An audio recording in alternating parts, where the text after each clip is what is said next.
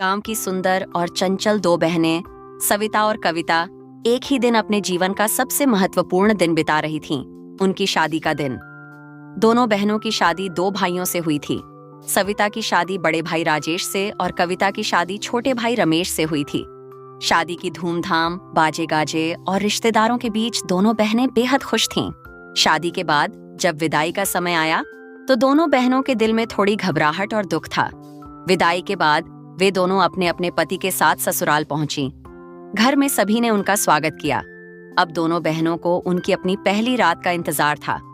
एक तरफ खुशी थी तो दूसरी तरफ थोड़ी चिंता भी कि सब कुछ ठीक होगा या नहीं। सविता जब अपने कमरे में दाखिल हुई तो वहां फूलों से सजी हुई पलंग थी। राजेश पहले से ही वहां था और सविता को देखते ही मुस्कुरा उठा। दोनों की आंखों में थोड़ी शर्म और खुशी थी। राजेश ने सविता के हाथ को पकड़ा और कहा, आज से हमारा एक नया सफर शुरू हो रहा है। मुझे उम्मीद है कि हम साथ मिलकर इसे खूबसूरत बनाएंगे। सविता ने मुस्कुराकर सहमति जताई। दूसरी तरफ कविता भी अपने कमरे में पहुंची, जहां रमेश उसका इंतजार कर रहा था। रमेश थोड़ा मजाकिया स्वभाव का था। उसने कहा, तो तुम सच में मेरी पत्नी बन गई हो? मुझे तो यकीन ही नहीं हो रहा। कविता ने हंसते हुए कहा, हाँ, और अब तुम्हें मुझे हमेशा के लिए झेलना पड़ेगा। दोनों हंसी मजाक में खो गए और धीरे धीरे रात आगे बढ़ी। रात के देर होते ही दोनों बहनों ने सोने से पहले एक दूसरे से बात करने का फैसला किया।